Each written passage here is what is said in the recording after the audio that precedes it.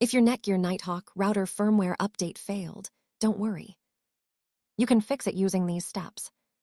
First, wait for a few minutes and do not unplug the router during the update.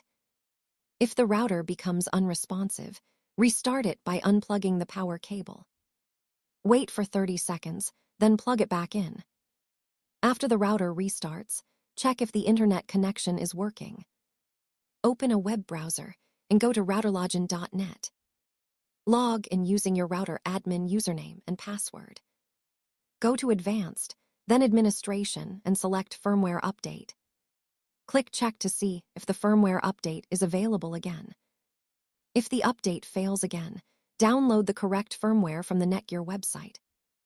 Manually upload the firmware file from the Firmware Update page. Wait for the router to complete the update and reboot. Once restarted, your router firmware should be updated successfully.